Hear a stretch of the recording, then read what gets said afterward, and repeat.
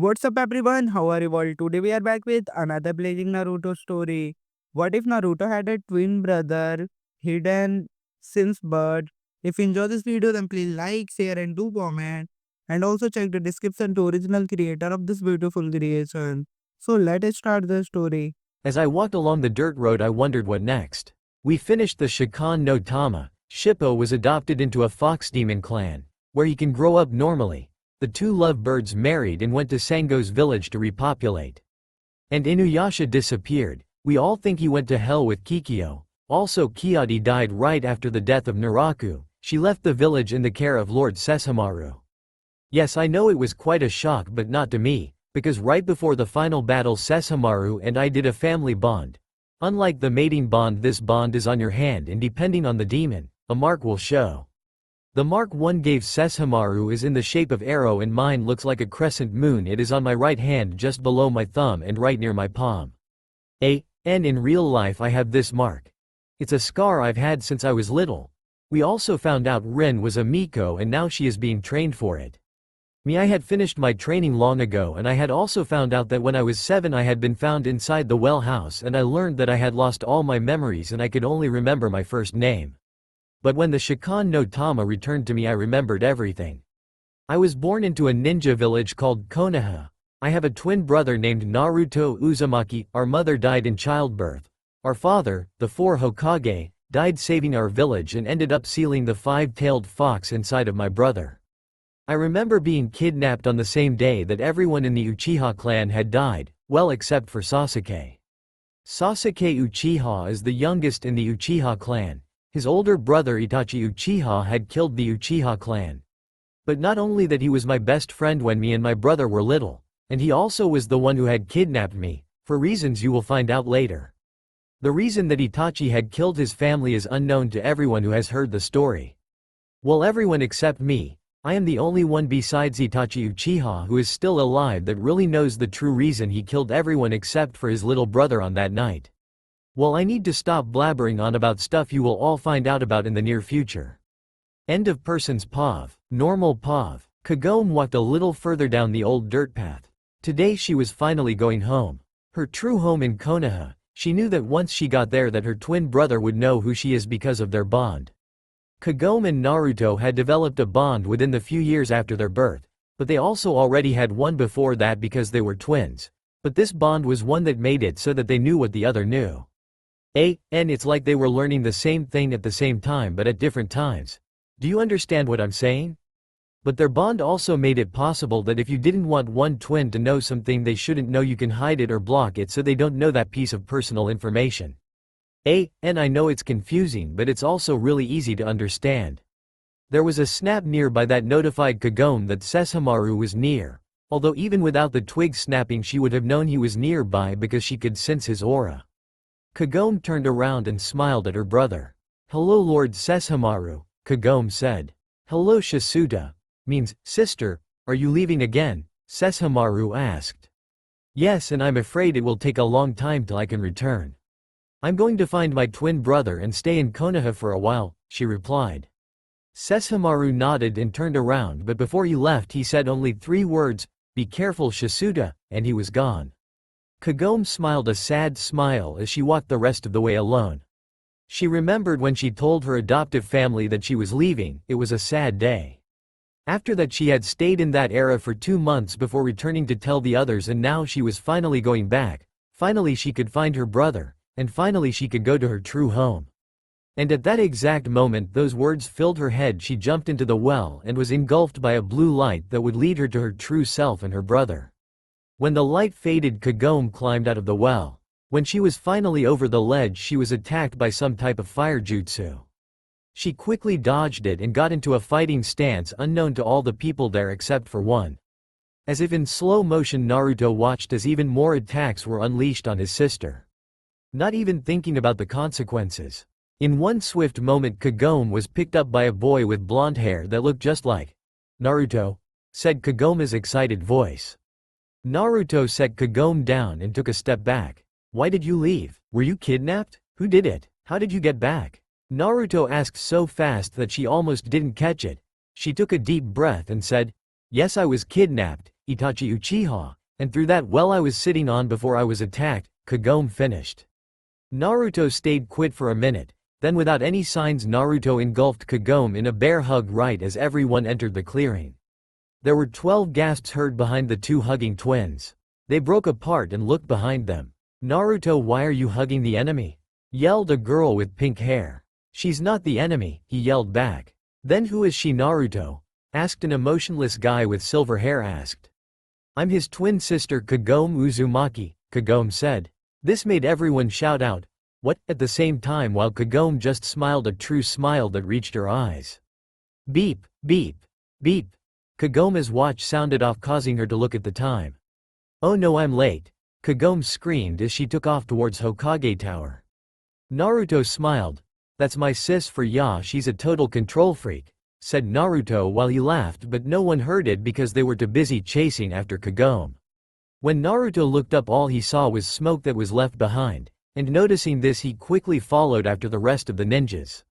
With Kagome, when she finally reached the office, she noticed there was a boy with red hair and the symbol of love on his forehead.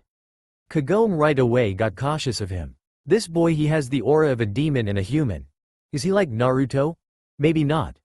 But he also hides his emotions, not as well as Sesshomaru but pretty well. I can sense those other buffoons heading this way, Kagome thought. She was interrupted from thinking any longer when the old man in the chair turned towards her. There was another gasp that day as the third Hokage stood and walked towards her. Kagome, is that you? He asked. Hi Lord Hokage, Kagome said. Where have you been? What happened? Why did you know who take you? He asked. Hold on, Kagome said as she reached into her bag. She grabbed a hold of an object and handed it to the third Hokage. After reading the report he smiled. Well, I guess you meet up with your brother, he said. Yeah, and before I could tell him how much I missed him, those stupid ninjas walked up and started to ask questions, Kagome said right as those stupid ninjas and Naruto walked in. Who are you calling stupid? Yelled most of the ninjas. You Pinky, Kagome replied. Kagome saw as the inner Sakura started cussing while the outer one shut up. Well, how about you tell me your names, starting with glaring boy over there, Kagome said. His name's Gaara of the Sand, said Naruto. Okay, I don't want to write all their names so I'm skipping that part. 30 minutes later. Okay, now let's go get something to eat. How about Ichiraku ramen in about 20 minutes, my treat, Kagome said. Everyone agreed and left to go get ready for diner. Kagome walked quietly towards Ichiraku ramen. She was going to meet up with her brother and his friends. She was about to turn the corner when two sound ninja walked out and tried to attack her. Come with us, wench, or else pay with your life, the taller of the two walked out. Oh no, I'm going to die, Kagome smirked. First lesson in messing with a Miko. Kagome stepped forward. Never piss her off. In one swipe the shorted of the two was made into dirt. Ashes to ashes. Dust to dust. Bet you can't even hit me once. Is it just me or did that rhyme? And with that Kagome disappeared and began to run towards Ichiraku ramen. The sound ninja followed Kagome, but for some reason he couldn't catch up to her. Kagome rounded a corner, then another corner, and ran into the street where she ended up running into Gaara, which caused the two to fall. But before Kagome had a chance to say sorry, the sound ninja threw two kunais. The kunai is a kind of basic dagger that all ninjas use. It is all-purpose and can be used as a throwing knife or to stab at your opponents. It is extremely vital for all shinobi to have. In their direction, Kagome put up a barrier and the two kunais changed target and headed towards the sound ninja. Meanwhile, Gaara stared shocked, even though his didn't show on his face, at the girl in front of him. Why didn't the sand barrier form? What was that strange barrier that formed around the Onna? He thought, but before he could ask she was gone. Kagome ran faster trying to get to her brother. Why can't I just kill him, Naruto? Asked Kagome through their link. Because this way we can use our secret jutsu, he replied. Kagome turned another corner and this time she ran into her brother. Hurry, she said as they got in position. Everyone in the area moved out of the way and ran to a safe area. The twins quickly got into poison and began to do the same hand sign. Then right as the sound ninja turned the corner they both shouted, Deadly Uzumaki Twin Jutsu, and in one shot the sound ninja was boned to pieces and turned to dust. The amazement everyone had on their faces made the twin Uzumakis start laughing, which caught all of Naruto's friends who had just arrived attention. "Why are you two laughing?" asked Sakura and Ino. Naruto and Kagome both stopped, looked at each other, then at the group. "You mean you didn't just see us kill that sound ninja trying to kill me?" asked Kagome. The group of people looked shocked, then they started laughing. "What's so funny?" asked Naruto. "The fact that you said you killed a sound ninja and the fact that you can't kill a little spider," came Ino's voice. Everyone noticed Kagome flinched at the word spider. "Is it so hard?" The aura around her body flared. "To believe that it grew high enough to see the glow around her body, killed a sound ninja that threatened the village and my life. That was it." Kagome exploded. Her aura and power was so high now that a window shattered nearby. "Come on Naruto, I need to let off some power." And with that, Kagome grabbed her brother's arm and disappeared, leaving behind 12 shocked teenagers. "In the area where the well is." "Wow Kagome, that was amazing. You had so much power coming off you like waves," said Naruto as he looked at his sister. But she wasn't listening, she was thinking. "I broke my promise." A tear left her eyes which didn't go unnoticed by Naruto. "Why are you crying, sis?" he asked. "I promised my friend to not let my powers get out of hand." Another tear left her eye, and I broke it. "Now he probably angry with me," Kagome finished. Now even more tears coming out of her eyes. Arms wrapped around her from behind and they didn't fell like Naruto. "I'm not angry," came the voice. That voice on that made Kagome's heart race. She slowly turned around in the mont's embrace. Naruto was shouting behind her, but as soon as she saw those eyes, his eyes, everything around her disappeared and the only thing that was there was Kagome and Inuyasha. "Inuyasha." Kagome thought as she looked at him. No, it wasn't him. He died, went to hell with Kikyo. She remembered seeing it, so how was he here? She pulled from his embrace, not believing what was in front of her. "You are not him," she said, so cold it would make Sesshomaru proud. "You can't be him, I saw him die," Kagome said, once again taking a step backwards. Inuyasha took a step forward. "Kagome," he said, but Kagome just had a look of anger, sadness, and hate for him. "No," she said as she turned and grabbed Naruto's hand. "Let's go Naruto," she said and began to walk away. The people who had followed them watched as she let her emotions run. This made Neji, Gaara, Sasuke, and Shikamaru angry, but they didn't know why. Was it because they had the hots for her? Or maybe because they all had something close to this, happened to them before? All their thoughts subsided when the boy in red walked forward and grabbed Kagome. They got ready to attack, but before they could do anything, Kagome got out of his hold and shouted, "Sit!" They looked confused for a moment before the boy in red met with the ground. "I said leave me alone, Inuyasha," she yelled once more, turning and walking away, but before she left she turned to where they were in the bushes and said, "If you want to, kill him. He is now my enemy and an enemy to our home. But be warned, he is strong." With that she left, followed by Naruto. On that day Inuyasha died for a second time. And "Please don't kill me" runs and hides behind Gaara, "or else my friend here will kill you with sand." Just kidding. I know I killed Inuyasha, but for a good reason, because if he doesn't die then can't come back and help destroy the great evil. When Kagome returned to the village she was called to the Hokage's office. When she got there, she noticed everyone else was there. "Kagome, we get to go on a mission," Naruto said. "Great," she said, putting on a fake smile that seemed to fool everyone. Well, except for Gaara. Gaara's mind, his pav. Why does she lie to her friends? What has made her so unhappy? I thought as I stared at the young woman who had captured my demon as well as my interest. I think it has something to do with that Hanyu we killed earlier. She seemed to know him very well. Maybe I can find out what is going on in her little head, I thought. Out of his mind, Kagome listened carefully to what the Hokage said. "On the outskirts of our village there lives a demon. His name is unknown to us, but he seems to have information about UN upcoming attack. This demon is very powerful and very respected. You will travel to his home. There he will send a messenger who you will follow. Now you must be wary. And do not trust them yet. When you have the information, come back. If the information is useful, we will issue a peace treaty between our village and this demon. You have 2 months before you have to return. Now gone," he said as he sent them off on their mission. Kagome listened carefully to what the Hokage said. "On the outskirts of our village there lives a demon. His name is unknown to us, but he seems to have information about an upcoming attack. This demon is very powerful and very respected. You will travel to his home.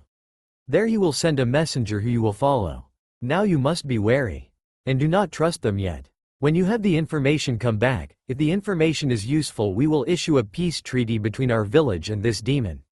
You have 2 months before you have to return. Now go. He said as he sent them off on their mission. End of chapter. End recap. Kagome walked alongside of her brother. They had been traveling for a week now and were now nearing the selected area where they would meet their guide. But unknown to everyone except Kagome and Naruto, they were being followed. Naruto, Kagome said in their mind link.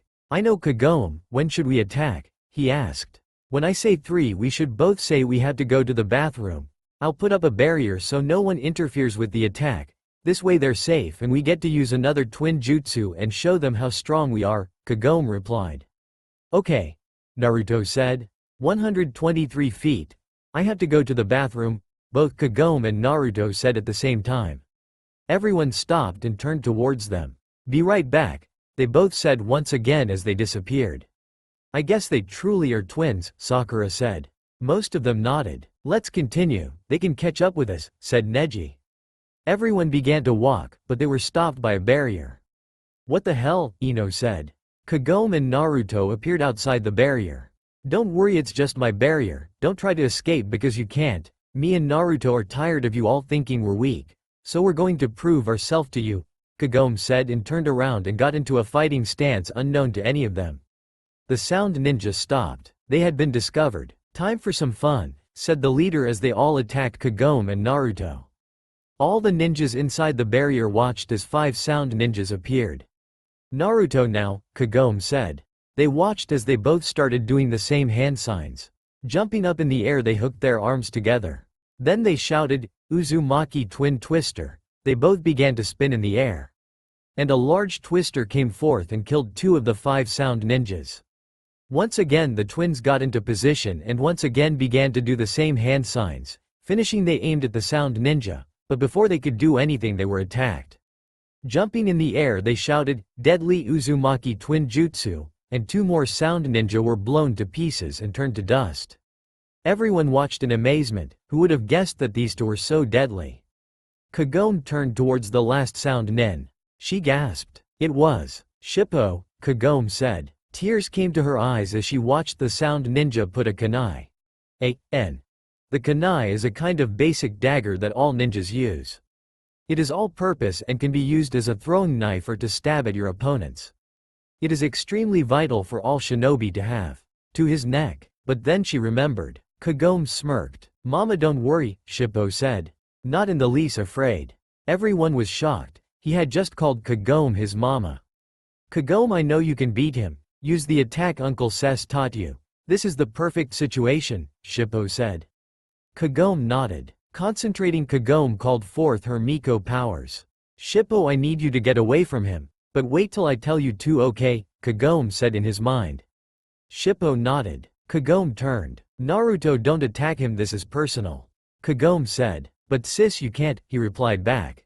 Kagome walked over to him. I can, she said as she pushed him into her barrier. Okay, Kagome said as she ignored the shouts coming from her twin. Kagome turned towards the sound ninja. Making a bow out of her Miko ki, she pulled back the arrow. Now she shouted as Shippo got out of the ninja's hold and dogged the arrow that was sent forward towards the ninja. He was purified a moment later.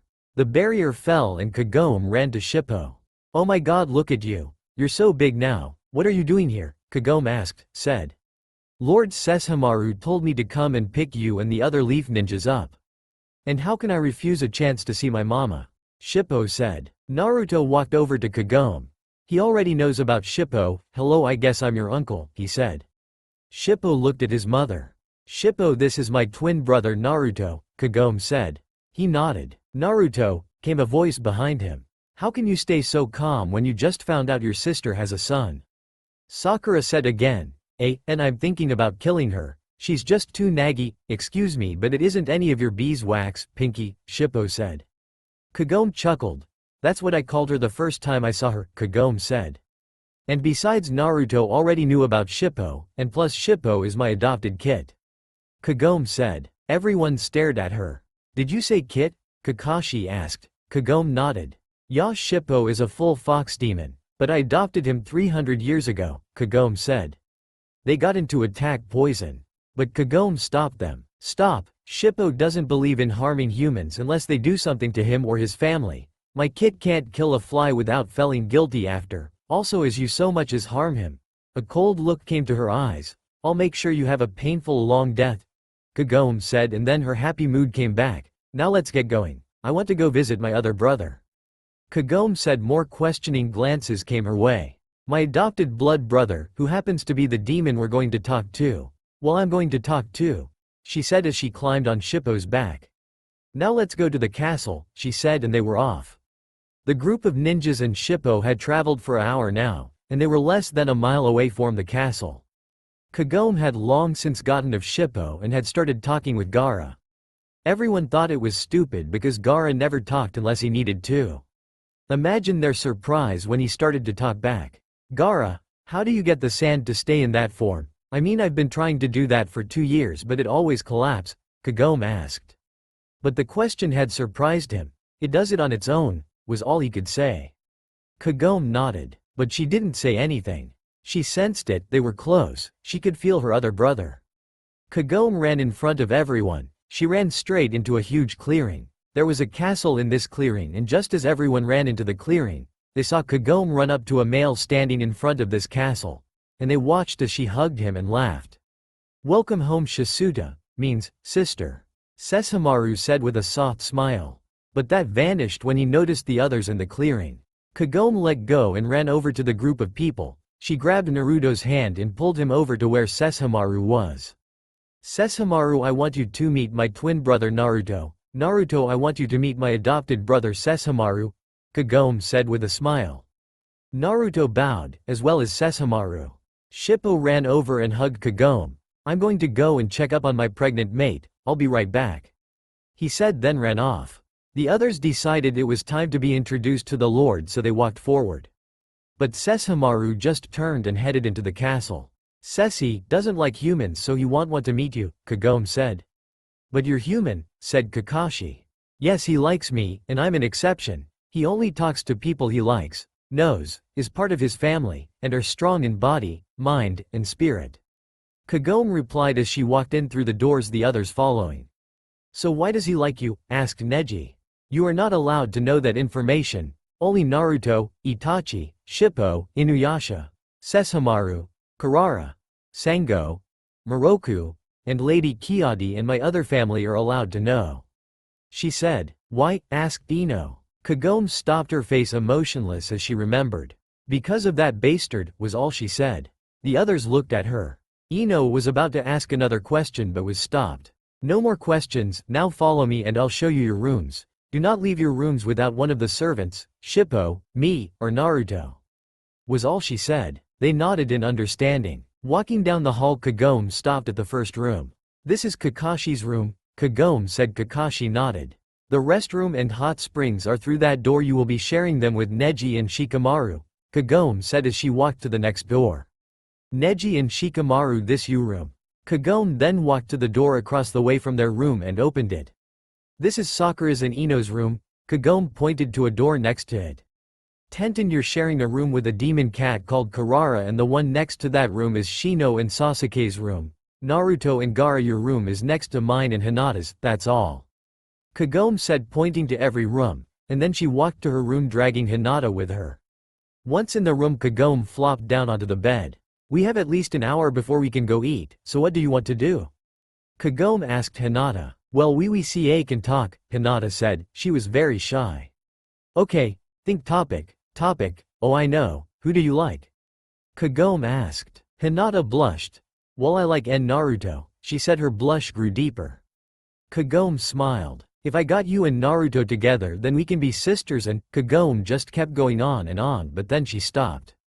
I'm sorry, I guess I didn't answer my own question. Okay, well, I think I like, well that is, I think I like Gaara, Kagome said. There was a gasp behind her. She turned to see the other girls standing there. We were just, well, Kagome tried to cover it up but it wasn't working. Fine, I like him, but if you so much as tell a soul I'll make you sure you can never talk again. As she said this, an evil glint came to her eyes. They all nodded, showing they weren't going to tell a soul. Kagome smiled, then patted her bed, signaling them to come sit down. They did. Kagome stood up and walked to her door and locked it. She then put up a sound barrier. After that she went and sat in her favorite chair. It was near the couch and right in front of the fireplace. But you could see the whole room from where she was sitting. Okay, now that you all know who I like, you have to tell me who you like. Kagome said. They nodded. Tenten was first. I like Neji. Then it was Sakura. I love Sasuke. Then Ino. I like both Sasuke and Shikamaru. Tamari, Shino. And finally Karara, Kakashi. Kagome nodded. Okay, now let's play truth or dare. An evil smile came to her face. I'll go first. Ino, truth or dare? Kagome asked. Dare, she replied. Kagome smiled. I dare you to kiss Shikamaru. Then tell him you like him, before midnight in 1 week. Kagome smiled. Ino glared at her. It's my turn. Kagome, truth or dare? Ino asked. Dare, of course, Kagome replied. Ino smirked. I dare you to kiss Gaara, tell him your feelings, and sleep in his room tonight, Ino replied. Kagome smiled. I accept your dare. Everyone looked at her as if she was crazy. What? Rejection doesn't bother me, and I told someone I loved them and he hurt me, so no problem. Everyone looked at her. It was that Inu guy, right? Tenten asked. Kagome nodded. Okay, well, I have a dare for everyone besides me and Ino. You all have to kiss the guy you like. But Sakura, you have to sleep in the same bed as Sasuke. Okay, now let's head out, it should be time to eat. Kagome said. Standing, they all left the room. Once everyone was gathered, Kagome led them to the dining room. Kagome sat at one end. Naruto sat on her left. Gaara on her right. Next to Naruto was Hinata. Then Ino, and Shikamaru. Tamari, then Kakashi. Next to Gaara was Neji, then Tenten. Sakura and Sasuke, then Shino. 5 chairs down from that, Shippo sat next to his mate Rin, then Sesshomaru, and next to Sessi on his left sat a human-looking Karara who was 5 chairs down from Kakashi. Dinner was then brought out and set on the table. Enough ramen to feed a hippo was set in front of Naruto. Hinata, Rin, Tamari and Kagome got tsukimi udon, viewing moon. Udon. The yolk of an egg represents the moon. Neji, Shippo, Shino, and Ino got sushi and soup with soba noodles. Sakura, Sasuke, and Shikamaru had nikujaga, meat and potatoes. And lastly Sesshomaru, Tenten, Kakashi, and Karara had yakitori. When they were all finished, they were sent back to their own rooms. During dinner, Kagome had sent Shippo, Rin, Naruto, and Sesshomaru a mental movie showing everything that happened before they arrived in the dining room. Well, everything but the dare and the thing about her liking Gaara. They came up with a plan, to get everyone together, then split them up in pairs. Kagome and Hinata sat on their beds. They were talking about all sorts of stuff. Then they saw something, or someone move. A loud crash that sounded like glass breaking was heard next. Now on alert, Kagome and Hinata jumped up and ran to all the other rooms. Gathering everyone up, they all met in Naruto and Gaara's room. There's an intruder, and we all have to split up in pairs to find him, her, or them. Kagome said. Everyone nodded. What should we do if we catch the intruder? Asked Sakura. Kagome looked at them. Nothing. What? They shouted. We will do nothing. If you catch the intruder, capture them and leave them in Sesshomaru's office. Also, after you are paired up, you will be staying in that person's room for the night. Okay, Kakashi, Karara, you are team 1. Shikamaru and Ino, you are team 2.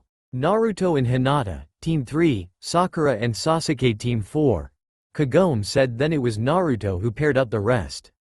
Shippo, Rin your team 5, Tenten and Neji team 6. Kagome and Gaara your team 7, Tamari, Shino your team 8, and Sesshomaru, and that little imp toad thingy is team 9. Now go search. If you don't find anything by 10 o'clock, you stay in your partner's room. Okay, Shippo and Rin share a room, so that's no problem. I'll sleep in Naruto's room, Naruto will sleep in my room. Kakashi has his own room, so no problem with Karara going there. Sessi we don't have to worry about, and Jaken has his own room. Ino can stay with Shikamaru in his room. Sakura, you go in Sasuke's room. Neji, you go in Tenten, Tamari, and Karara's room. Tamari and Shino, you are going to be in the spare room next to Kakashi's, and I think that's everyone. Now split up. Kagome finished as both her and Gaara disappeared. Once everyone realized that Kagome and Gaara had disappeared, they too left and searched for the intruder. With Rin and Shippo walking towards their bedroom, Rin and Shippo began to laugh. "This is the best idea our family has ever come up with. I can't wait to see what happens tomorrow morning when we tell them that there was never an intruder. Their faces will be priceless," said Shippo. Rin nodded. "I agree, and who would have thought Kagome could be so evil when it comes to pairing people up? And did you know that she has a crush on Gaara?" Rin asked. Shippo looked at his mate with surprise. "She likes Gaara?" he said just before he burst into laughter. "So long as he makes her happy, I will have no problem with it." Came a voice behind them. Sesshomaru had been walking behind them. His room was 5 doors down from their own room. Shippo stopped. "But Sesshomaru, don't you think it's a little funny at the people Mama picks and attracts these people? I mean, she had Inuyasha, and Hobo, Koga, and even Naraku was in love with her. Don't you think it's funny? Plus she always goes for the mean pompous asshole." Shippo commented. "Well honey, Gaara is more like Sesshomaru. He's never known love, and he's cold and doesn't care. I think that Kagome can do the something she did for Lord Sesshomaru. I think she can melt that barrier and show him love. But then again, Kagome only did show Lord Sesshomaru what true family-type love and friendship was. And if I can recall, I remember overhearing a conversation between 2 of the female ninjas.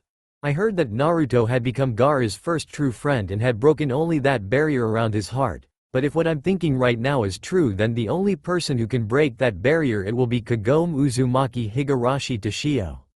And I'm pretty sure that Gaara can save Kagome's heart and repair what has already been broken." Rin finished with a nod. Sesshomaru and Shippo just looked at her. "You know, in a weird way that makes sense," Shippo said. "Shippo, you didn't mate with me just because of my looks," Rin said. "Of course not, my girl had to be strong, fun, smart, and the looks are just an added bonus," Shippo replied as he winked at Rin. Sesshomaru decided to leave before this conversation got even more boring than it was. Also, he didn't want to be around when the 2 of them started to get aroused. He found the smell very disturbing when it came from them. Plus he had someone special, wink wink, guess who it is, waiting in his room. With Ino and Shikamaru, they had been searching for a while and had come up with nothing. "Shikamaru, can we go to our quarters now? We might as well come up with a plan, or else we will just be walking around for hours trying to figure out where the invader is and when he will strike," Ino said as she looked straight into the bored eyes of Shikamaru.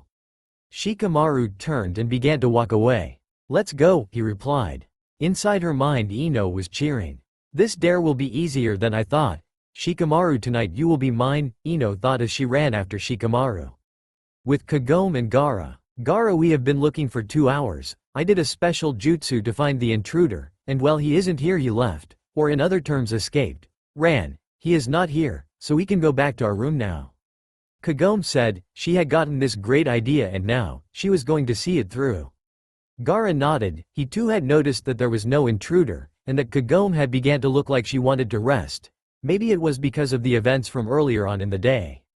Plus he wished to talk to her about something very important. He wished to know why she had lied to everyone a couple weeks ago, right after they had killed the man.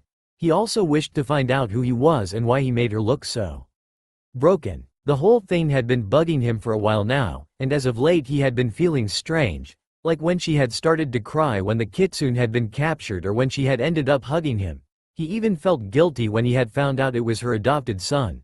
But when she had hugged the Inu demon, he wanted nothing more than to walk over to them and take Kagome out of the Inu demon's arms and them kill him. What was going on? Why was this happening to him? That's when Gaara realized it. He was actually trying to find more about this strange female. He had started to become angry when other males besides Naruto even touched her. What did it mean? What was going on?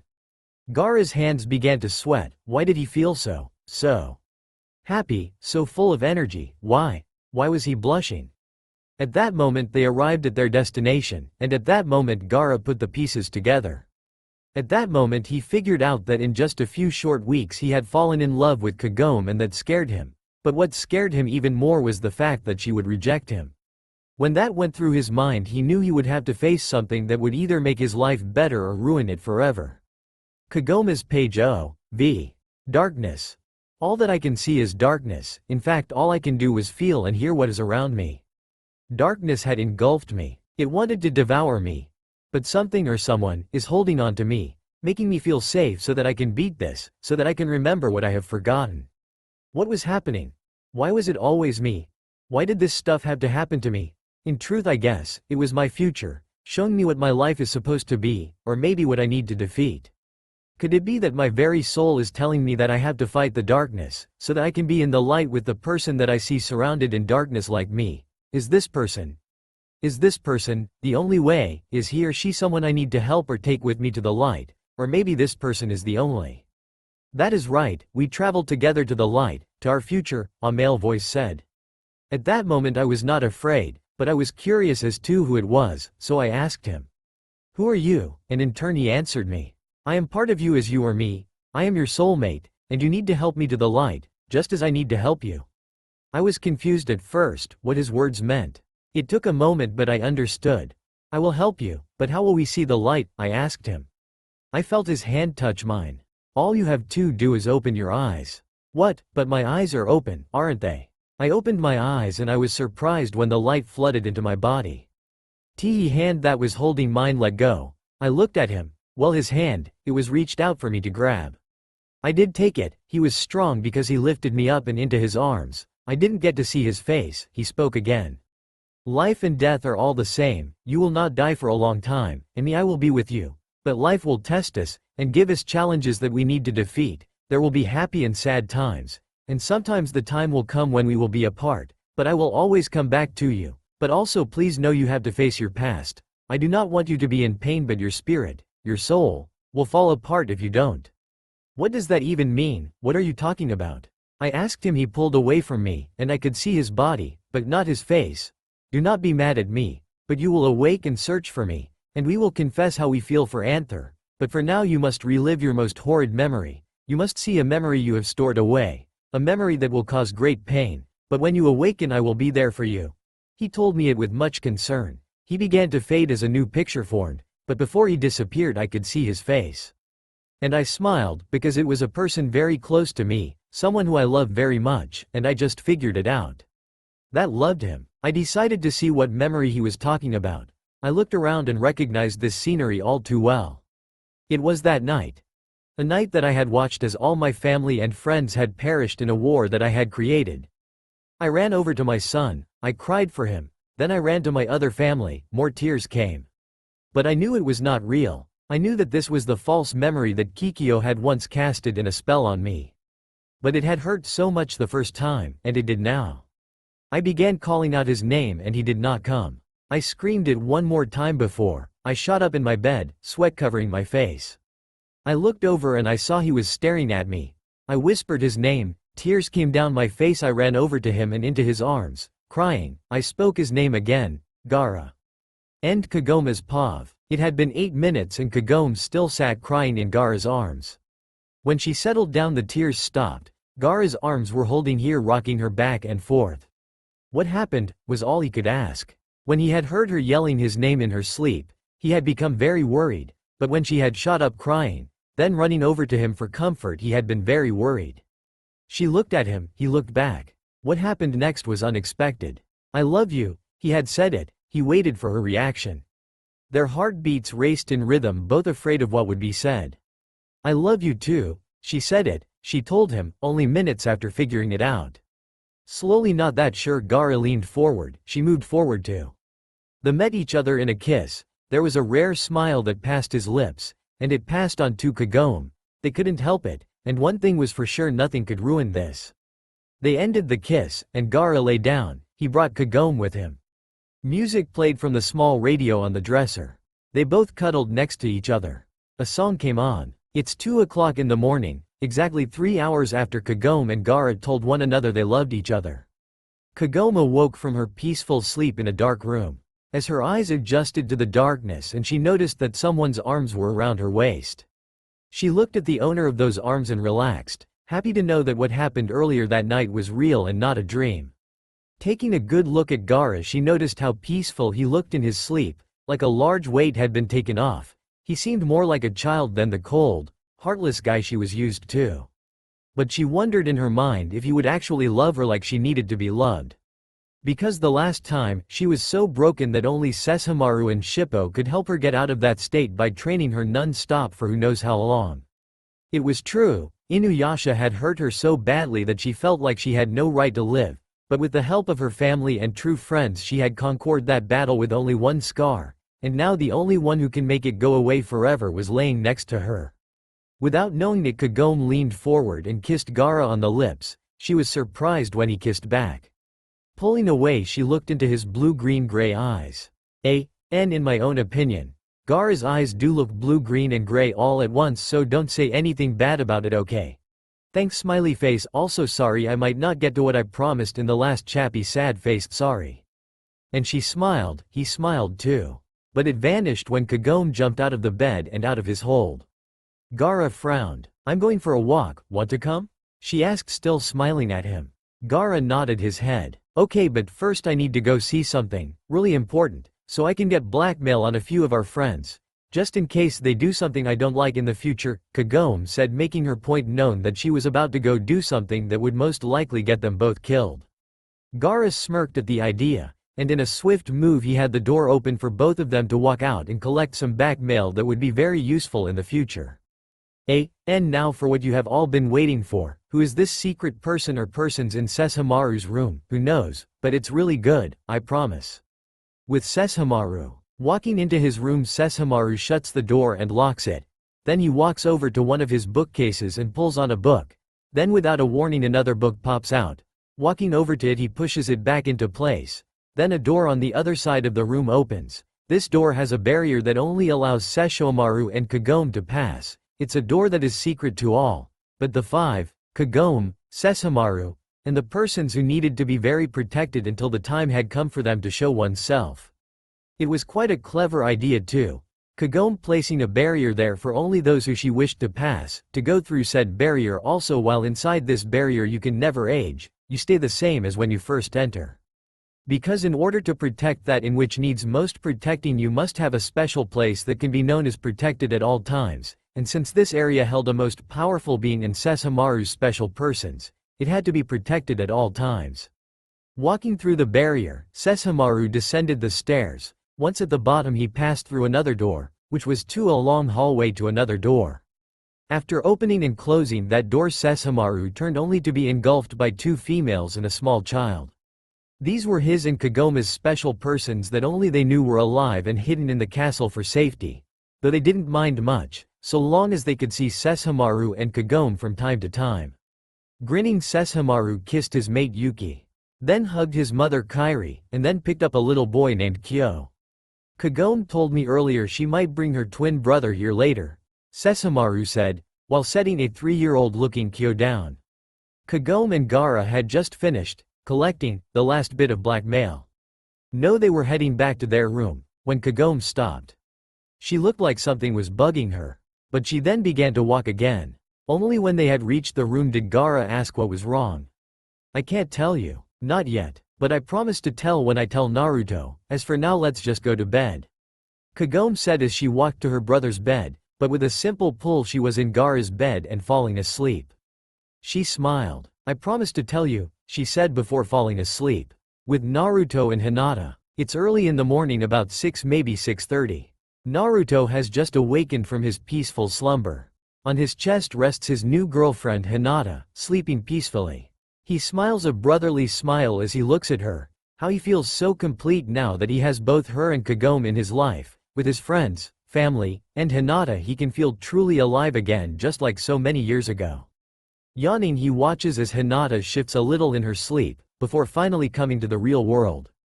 Naruto, she says as she looks up at him. She was blushing furiously. Good morning, Hinata, Naruto says as he leans down and kisses her. A couple moments later they part.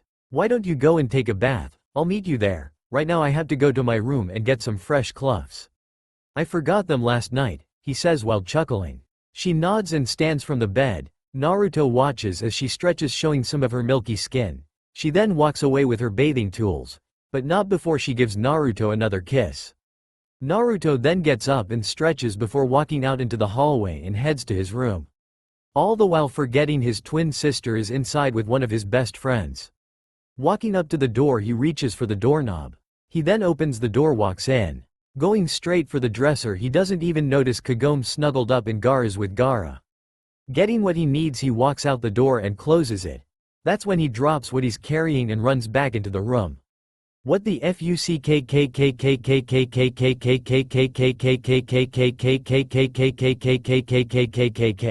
She shouts, waking everyone else up, including Kagome and Gaara. Everyone rushes down the hall to see what the hell is going on.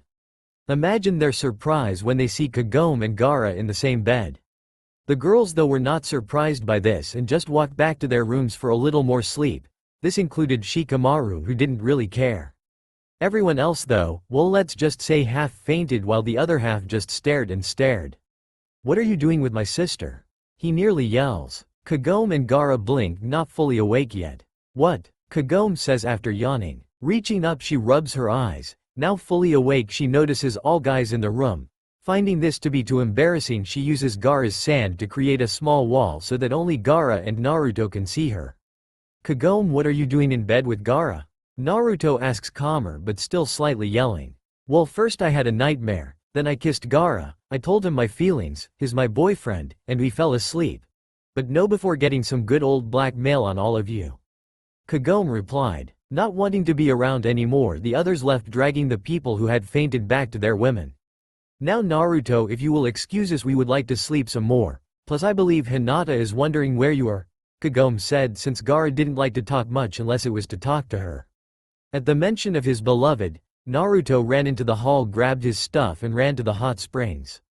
Meanwhile, Kagome and Gaara lie back down and fell asleep once more. They awoke an hour later, and then took a bath, separately, before they headed off to breakfast. When they arrived, everyone looked at them and snickered. Kagome's cluffs were a little messy along with her hair. It turns out that she and Gaara had a little makeout session on the way there. Once Kagome has finished striating her cluffs, she is pulled to the girl side of the table where they all tell about what happened last night. On the other side of the table, the boys discussed what they had done, not including Gaara and Sasuke, even though Naruto wished to see if anything had happened between Kagome and Gaara. With the girls. So give me all the juicy details, Kagome. What did you do last night?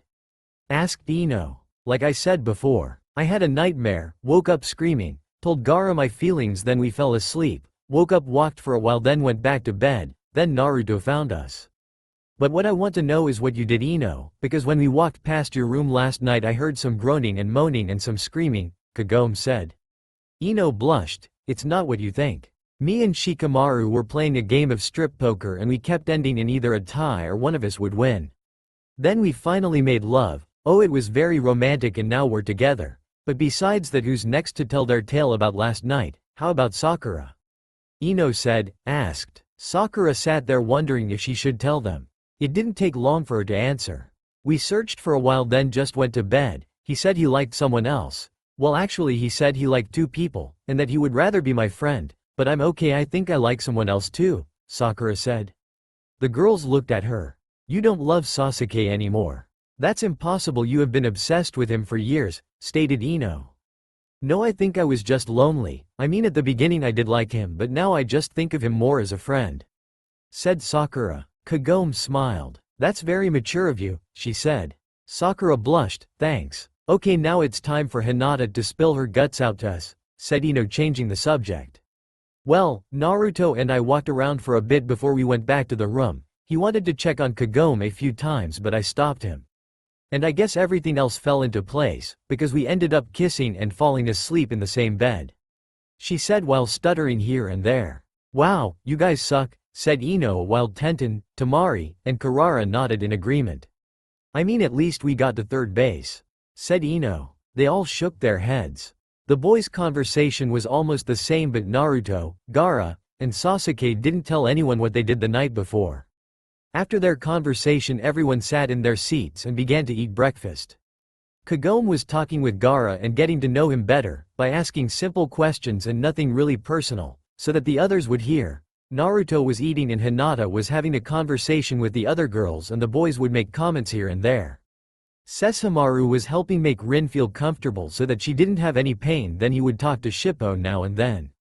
Then the door that they came in through opened and a male with torn outfit, with blood and wounds everywhere, walked in. His hair was black and silver with two fluffy white fox ears on top of his head. His eyes were a dark blue and a small amount of silver. He looked to be about 12. No one noticed him until he said, "Lord Sesshomaru," and fell forward into unconsciousness. Kagome looked at him with horror along with Shippo and Rin. Kagome jumped up and ran to him shouting, "Kane," she shouted over and over again. Wait, doesn't Kane mean tribute, warrior? The doubly accomplished, golden, man, the eastern sky, and beautiful? Asked Kakashi.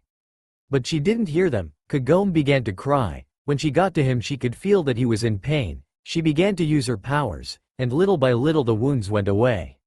The boy opened his eyes sleepily. "Mother, is that you?" he asked as he stared at her. "Yes, it'll be okay. Please, what happened to you? Why aren't you in the secret room?" Kagome said, tears still falling. He looked at her. "Because I wanted to see you. It's been so long, I haven't seen you since I was 3. He replied before falling into a sleep state of unconsciousness. A few minutes passed and Kagome hadn't moved. She just sat there, holding onto the child. When she finally did move, it was to stand up. She positioned the child so that his head was on her shoulder and his legs were around her waist. She then began to walk to the end of the table. Once she got there, she slapped Sesshomaru. He didn't get angry or flinch, he deserved it in every way. Everyone else sat there puzzled. "You didn't lock the door," was all Kagome said before she began to walk towards the exit. But before she could leave, one voice stopped her. "What's going on?" it said. Kagome turned to her brother. He had spoken the words that were on everyone's mind. "He is my son," she replied. She then signaled for Gaara and Naruto to follow. They both stood and walked after Kagome. "Sesshomaru, what is going on?" Shippo asked. Clearly he had no idea about the child or why his mother was so upset at Sesshomaru for not locking a simple door. Sesshomaru sighed and looked at Shippo. It would be one long night of explanations. With Kagome. After walking down a corridor they had never seen before, Kagome finally stopped in front of a door. "It should be safe here," she whispered. They wondered what she was talking about. Unlocking the room, Kagome walked in. Naruto and Gaara followed. They watched as Kagome set Kane on a bed not far away.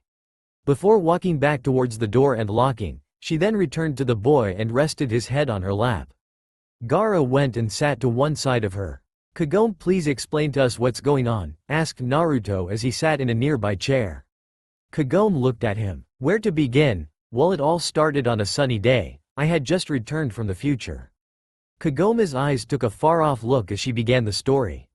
The sun shined down on the beautiful clearing in feudal Japan. Kagome had just returned from visiting her other family and was now running towards a young man. "Yasashiku," she said as her lips were captured by the fox demon. "Kagome, what did I tell you about running like that? You have to be careful," scolded Yasashiku as he touched his mate's growing belly. "I'm sorry, but I can't help it when it," Kagome giggled as Yasashiku kissed her mate Mark. "Why don't we go have some fun?" he whispered into her ear as he nibbled on her ear. Kagome said as she wrapped her arms around him. Yasashiku chuckled as he picked Kagome up bridal style and began to walk towards their den. "You know what? I think I'll call him Kane," Kagome said a couple hours later as she laid next to Yasashiku. "Call who Kane?" Yasashiku asked as he kissed her. "Our baby," Kagome replied as she returned the kiss. "Kane, that means tribute, warrior, the doubly accomplished, golden, man, the eastern sky, beautiful, and it's both a girl's and boy name," said Yasashiku. Kagome nodded. "I thought it would be perfect for the little one, so they can grow to be all those things," Kagome said while laying her head on Yasashiku's chest. "So you're saying Kagome was once married but something happened to her husband?" asked Tamari. Sesshomaru nodded. Back then he was the best male to be with Kagome. He was protective, strong, but friendly and very gentle. It didn't take very long for them to become mates after they had met, he told them. Running through the dark woods, Kagome ran into a clearing. A demon named Yakuza chased after her. Suddenly Kagome tripped and landed hard in a clearing a couple feet away. In this clearing a teenage-looking fox demon lay sleeping in a nearby tree branch. Kagome screamed as the demon came closer. This caused the sleeping demon to awaken and see Kagome. It was love at first sight as he saved her. After that they had began to court or date. Then months after they had met, Yasashiku asked Kagome to be his mate and she said yes. "What happened next?" asked Gaara as he looked down at the child. "He was murdered," said Hinata. Sesshomaru nodded. "I don't know who did him, but they killed him about 2 months after Kane had been born." Only Kagome knows who did it. He told them. What happened? Kagome was running through the forests, searching for Yasashiku. Kagome slowed down as she neared a clearing. She could hear the voice of Yasashiku in it. You will never have her. I swear even if you kill me you will never have Kagome, he said. There was an evil laughter as Kagome came closer. She will be mine and you can't stop me Yasashiku. Kagome is the Shikan no Miko, the most powerful woman alive and she will be mine. A mysterious voice said. Now die, it said. Kagome watched as a male she had never seen before killed Yasashiku before her eyes, then he disappeared into a dark portal. Running forward Kagome screamed, Yasashiku, please don't leave me. She cried into his chest. He looked at her. Kagome, please don't let him get you, please protect Kane, and know that I will always love you, he said as his eyes closed in death. Kagome screamed. Sesshomaru then showed up. He could do nothing. Tenseiga would not work on Yasashiku, there was no answer as to why. This doesn't explain how I didn't know of Yasashiku and Kane, Shippo said suddenly. Shippo, that's an easy one to solve. You were in the Fox tribe while this was happening, Rin replied. Shippo turned to her. You knew about this, he asked. She nodded stating she did know about it. Yes, but I was sworn to keep it a secret. Mama, Kane said as he looked at her. Rest Kane, I'll be right here when you wake up, okay? Kagome told him. He nodded and moved to lay his head on the pillow but he kept a tight hold on Kagome's shirt.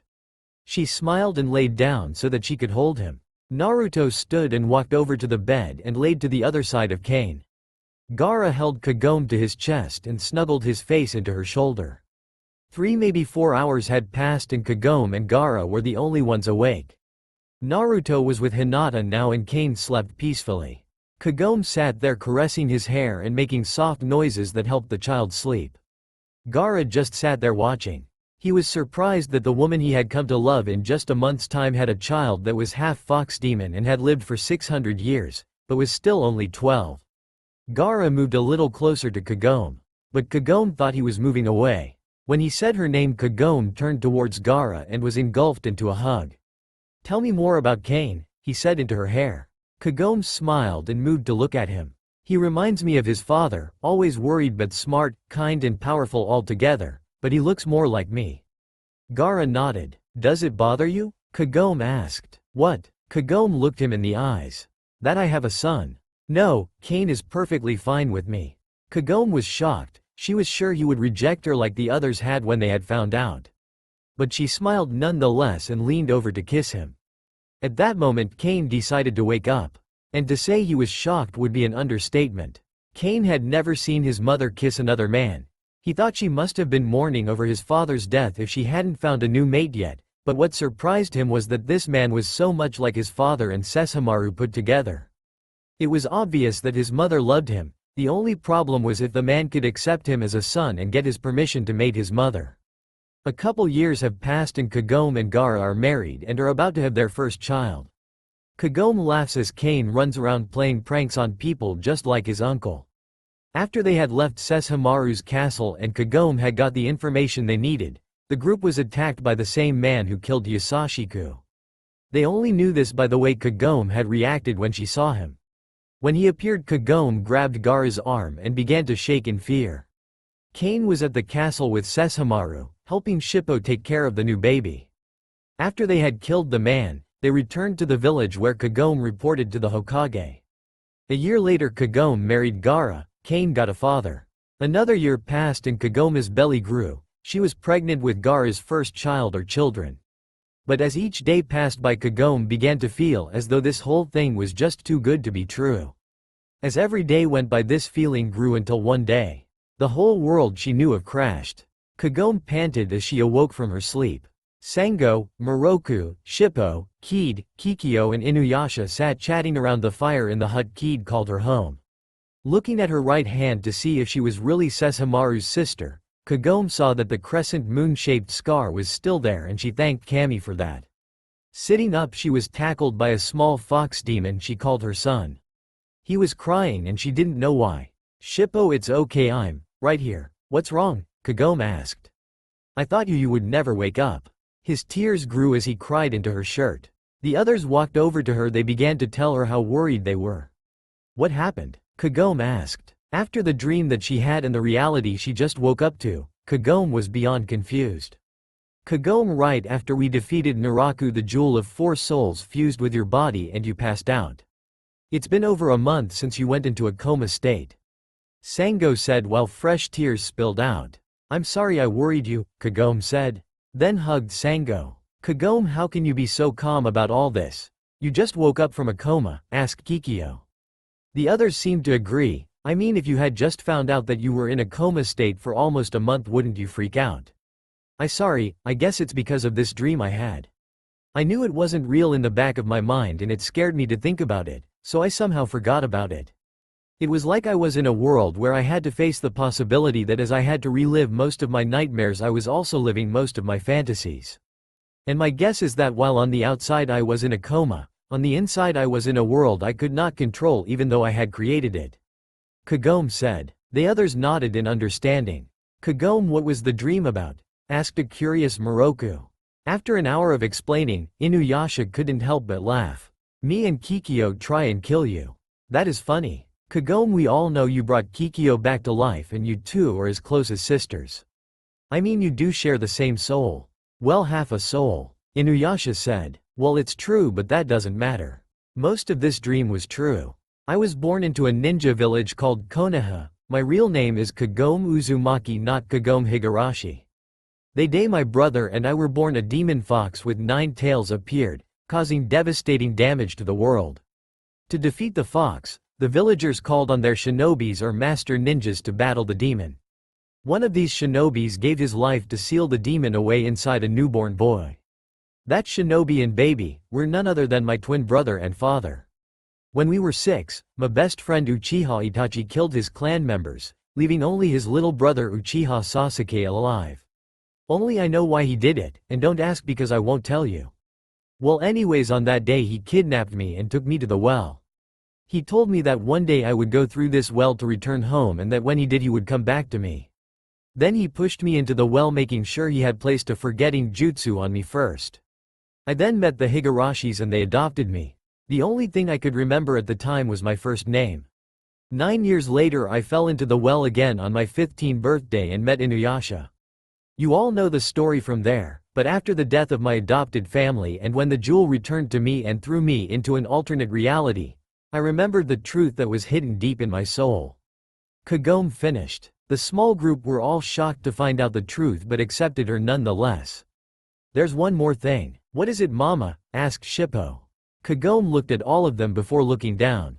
I promised to return to Konoha, and I have to leave in 2 days. Kagome, you just woke up, there's no way we can. Inuyasha was cut off by Kikyo. Inuyasha, Kagome has family that she needs to see. It would be good for her to see her twin after so long, and because of what happened to the Higurashis, Kagome could use the support from him. And we could always ask to go along, that way I can continue Kagome's lessons on controlling her Miko power. Kikyo finished. Kagome looked at the people she not only called friends but also called her family.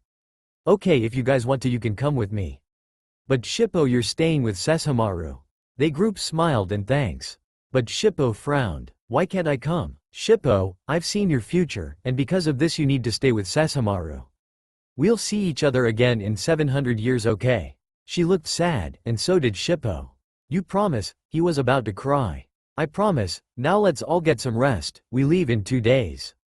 Everyone nodded in agreement. Kikyo and Inuyasha went to their own hut, while Shippo curled up next to Kagome. Sango and Moroku went to their hut also. The birds chirped as the sun rose high into the sky. A group of teenagers trained in the forests just outside of the village, hidden in the leaf, or otherwise known as Kahona. One person in particular wore an orange jumpsuit. His name is Naruto Uzumaki.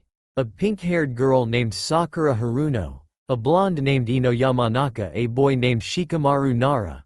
A boy named Choji Akamichi. Another boy named Neji Hyuga. And a girl named Hinata Hyuga. Each of these teens were special in their own way. This is because these teens have been trained in the art of the shinobi since they were babies. However, Naruto wasn't trained until he was 3. 3 years later his twin sister Kagome Uzumaki went missing on the same day as the Uchiha clan's massacre. This left only 2 Uchihas alive.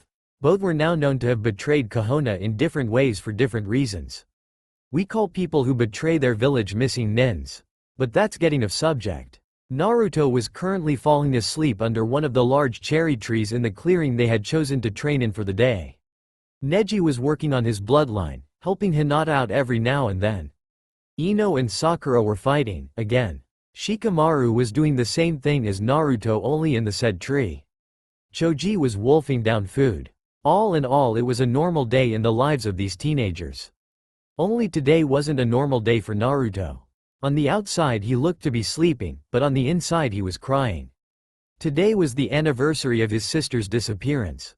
For 12 years he searched, and came up empty without a single clue.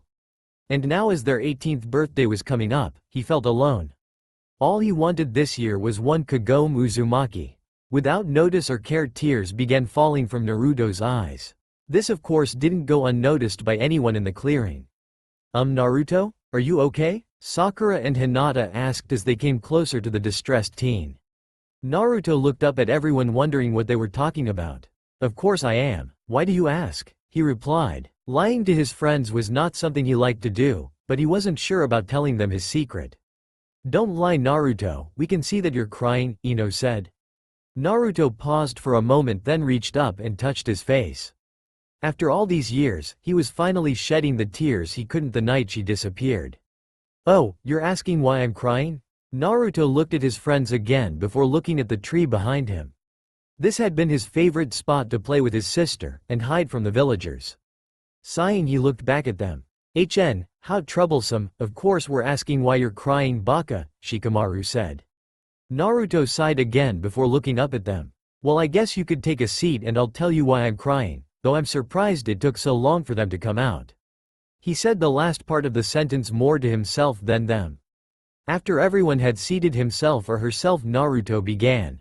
Well, I guess I should start with my birth. Everyone looked at him. You see, a day before the Kyuubi attacked our village, I was born. But I was not born alone. Because minutes after my birth, another was born. Her name is Kagome, and she's my twin sister. Naruto paused to let the info sink in. You're lying, you don't have a sister, you're an orphan, Ino said before Sakura covered her mouth. Please continue, Naruto, she said.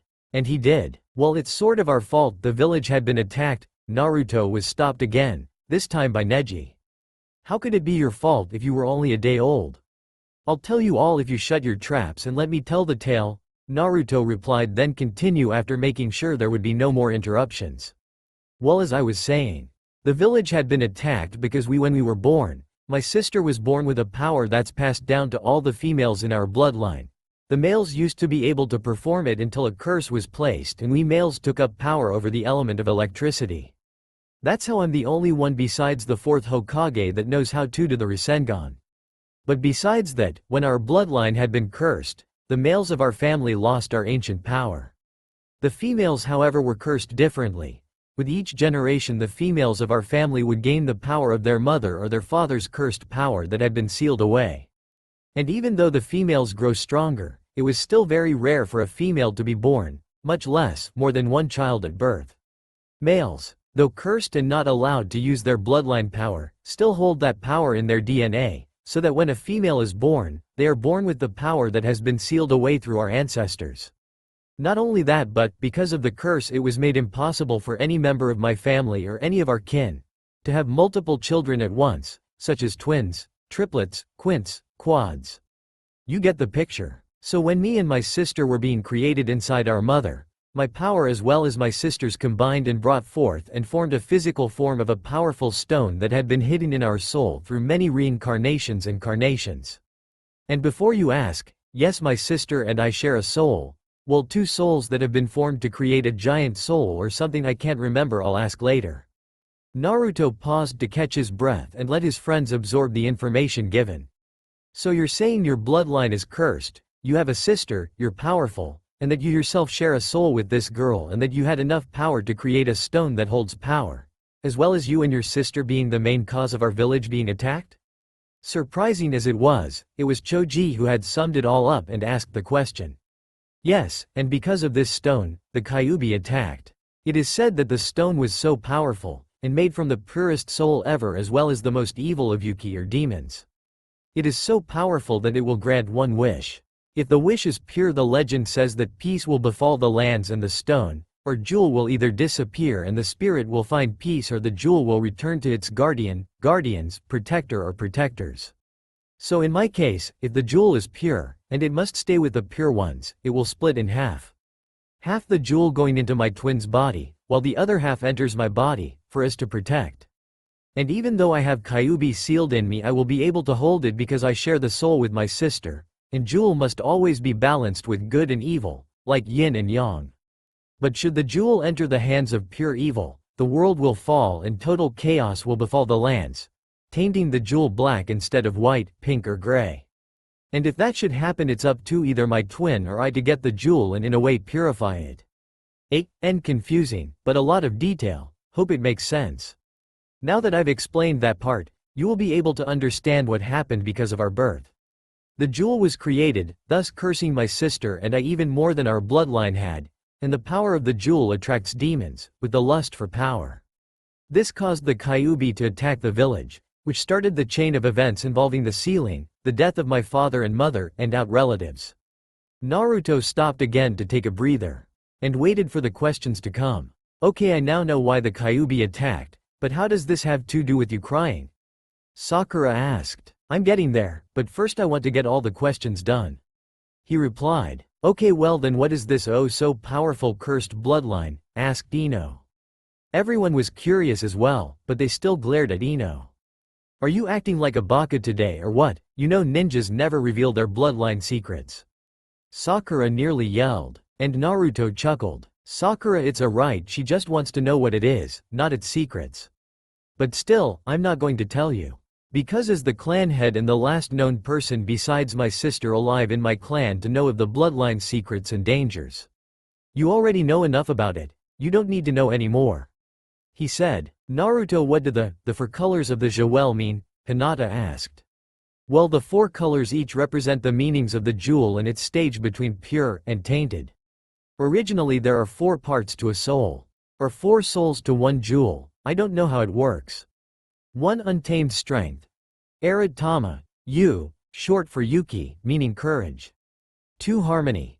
Niji Tama, Shin, short for Shintashi, meaning close friends. 3 mystery.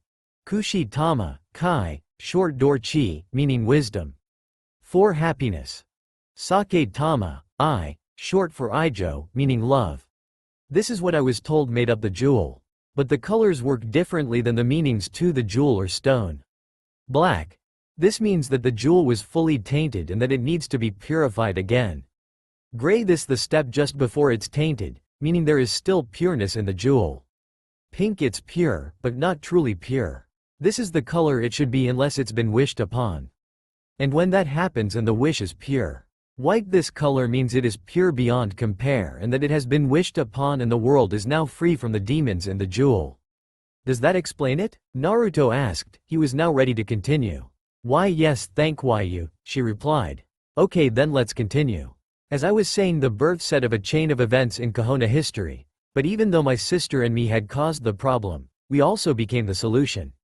Via me having the 9-tailed fox inside my body. But yet we were still hated for it, while I was. They liked Kagome, but they hated her because she stayed by my side. And she truly is my most precious of people.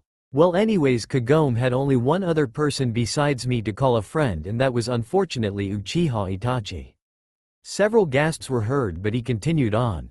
Don't blame her or say anything bad about it. Because I would say Kagome was the only person I've ever seen make Itachi happy and actually care for us. Wait, did you say, US? Sakura and Ino asked. Yes, I said, US, because I was Kagome's brother, best friend, and only living relative. He cared for both of us. I would even go so far as to say he was in love with her. And if I didn't hate him so much for taking her away, I would have called him my own version of a brother. Angry tears fell from his eyes as he remembered the last night he ever saw his beloved sister. Itachi kidnapped her, or did he kill her? What happened? Sakura and Ino listened, trying not to cry at how sad it was. The others seemed more curious as to what happened instead of their friends' tears. Well, here's what happened. When we were 6, on the very day of the Uchiha massacre, my sister was supposed to meet me by this very tree. We were planning on having a party and finally meet Ichi's younger brother. Sasuke. But she never showed with Itachi and Sasuke, so I went to look for them, and found Itachi and my sister were near a very old well near this clearing. I'll show you it when I'm done. Anyways, I watched as Itachi said something and did a jutsu, I don't really know which one, but after that he pushed her into the well, turned looked at me then. He just left me to deal with me losing my sister without an explanation.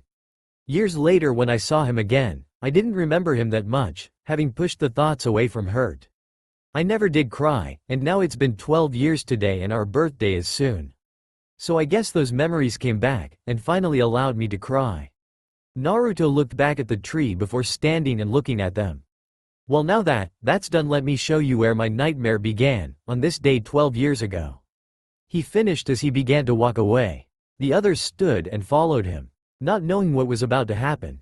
Kagome woke at the crack of dawn and screamed as loud as she could. It was a nightmare she wished never to have. She was running through the forests, searching for someone. Kagome slowed down as she neared a clearing. She could hear a voice that sounded so familiar to her in that clearing not too far away. You will never have her. I swear even if you kill me you will never have Kagome. Kagome couldn't think of who it belonged to, only that it was familiar. There was an evil laughter as Kagome came closer. She will be mine and you can't stop me, Yasashiku. Kagome is the Shikan no Miko, the most powerful woman alive, and she will be mine. A mysterious voice said. Now die, it said. Kagome watched as a male she had never seen before killed the man known as Yasashiku before her eyes, and then he disappeared into a dark portal. Her world began to grow dark as she remembered him. Why had he been taken away before he could live and help raise their son Cain? No, fate had to be cruel and just had to take away the 5 people she loved most. Voices and names, pictures, and memories all flashed in her mind and final came to stop on one particular memory of a small child that was only a few months old. Kagome watched as Cain smiled happily as they played in garden of the western castle. Rin was running around gathering flowers and bringing them over to Kagome, who showed her 3-month-old son what the flower was and what the name of the flower was. Her son, even if only at the age of 3 months, was still half demon and had grown faster, so that even at such a young age he was still extremely smart. His brain was that of a 5-year-old's, and he was already talking and walking. But as Kagome watched him day by day, she became sad. Her child had no father, and it was her fault because she was the reason he had died. She could only hope that the fates wouldn't take her son away as they had her mate. Time skipped to 2 months after Yasashiku's death. Cain is 5 months. Kagome lay sleeping in her room. Cain's bed lay not that far from her own. It was noon and she had stayed in bed while Rin and Cain had gone outside to play. With Jakin being the babysitter. Therein laid her first mistake. Because just as Kagome awoke from her empty dreams, a scream filled the estate. One filled with horror and terror. Kagome bolted out of her bed and ran as fast as she could to get to the garden. She arrived just in time to save Rin from the claws aimed at her. At the same time she purified the demon that attacked, just as Sesshomaru arrived. He came over to Rin and checked her over before a saddened look broke through his mask. Kagome, just now realizing that something was missing, looked around for her son only to find his small body mangled and bloody, his organs spilled about. From the looks of it the demon had tortured her son. His lungs were wrapped around his throat, indicating he had been strangled, while at the same time the demon had been clawing through his small body, as if looking for something. The only thing that had been left alone was his face. His pale skin and black hair remained the same, only now looked duller and had blood spilled on it. But still he looked peaceful. His eyes were closed, but if Kagome opened them and looked, she would guess that they were dull and lifeless, afraid and scared all at once. Tears spilled from her eyes, and she cried. Her heart was even more broken than when her mate had died. Because now her child, the one she had given life to, was no longer alive to live. And it was all her fault. Tears fell as she realized that her son never got to meet his older brother, and that he never got to meet the other people in his family.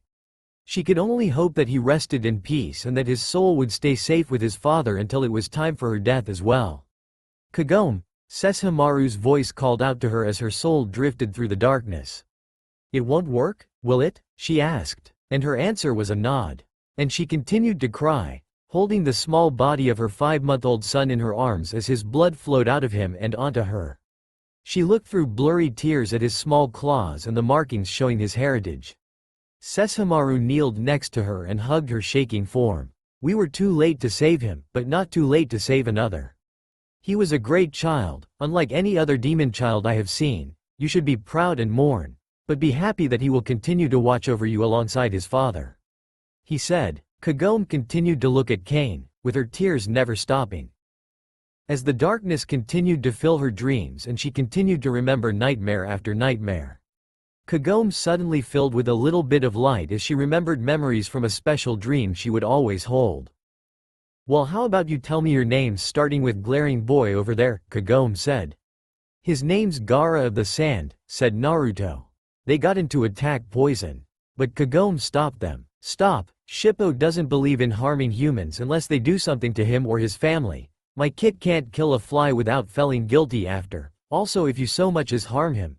A cold look came to her eyes. "I'll make sure you have a painful long death," Kagome said, and then her happy mood came back. "Now let's get going. I want to go visit my other brother," Kagome said. More questioning glances came her way.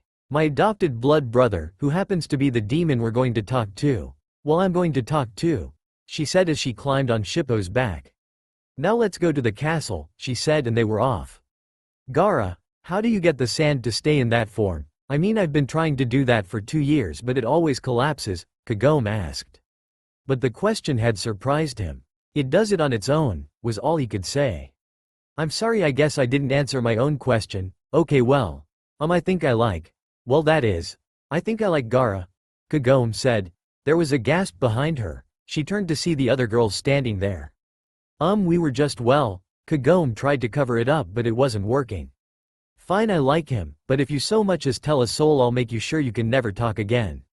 As she said this, a evil glint came to her eyes. "I dare you to kiss Gaara, tell him your feelings, and sleep in his room tonight," Ino replied. Kagome smiled. "I accept your dare." Everyone looked at her as if she was crazy. "What? Rejection doesn't bother me, and I've told someone I loved them and he hurt me, so no problem." "That is right, we traveled together to the light, to our future," a male voice said. At that moment I was not afraid, but I was curious as to who it was, so I asked him, "Who are you?" And in turn he answered me, "I am part of you as you are me. I am your soulmate, and you need to help me to the light, just as I need to help you."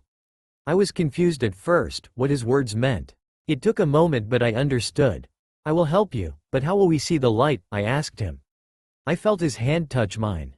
"All you have to do is open your eyes." I looked over and I saw he was staring at me. I whispered his name, tears came down my face. I ran over to him and into his arms, crying. I spoke his name again, Gaara. She looked at him, he looked back. What happened next was unexpected. "I love you," he had said it. He waited for her reaction. Their heartbeats raced in rhythm, both afraid of what would be said. "I love you too," she said it, she told him, only minutes after figuring it out. Slowly, not that sure, Gaara leaned forward, she moved forward too. They met each other in a kiss. There was a rare smile that passed his lips, and it passed on to Kagome. They couldn't help it, and one thing was for sure, nothing could ruin this. They ended the kiss, and Gaara lay down. He brought Kagome with him. "Mama," Kane said as he looked at her. "Rest, Kane, I'll be right here when you wake up, okay?" Kagome told him. He nodded and moved to lay his head on the pillow, but he kept a tight hold on Kagome's shirt. She smiled and lay down so that she could hold him. Naruto stood and walked over to the bed and laid on the other side of Kane. Gaara held Kagome to his chest and snuggled his face into her shoulder. Gaara moved a little closer to Kagome, but Kagome thought he was moving away. When he said her name, Kagome turned towards Gaara and was engulfed into a hug. "Tell me more about Kane," he said into her hair. Kagome smiled and moved to look at him. "He reminds me of his father, always worried but smart, kind and powerful all together, but he looks more like me." Gaara nodded. "Does it bother you?" Kagome asked. "What?" Kagome looked him in the eyes. "That I have a son." "No, Kane is perfectly fine with me." Kagome was shocked. She was sure he would reject her like the others had when they had found out. But she smiled nonetheless and leaned over to kiss him. Kagome lay in bed curled up with Gaara, his arms resting protectively and lovingly around her swollen belly. She looked so peaceful lying there with him, that she forgot all about her nightmares, completely concentrating on her mate.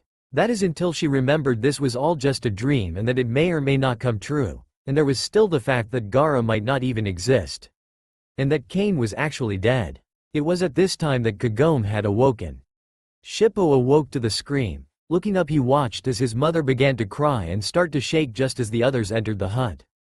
Kikyo and Sango ran over to her and held her as she cried. The only one of their group that actually knew of what she was mumbling about when she cried about her nightmare was Kikyo, who had met her deceased mate, and helped in the birth of her dead child Cain.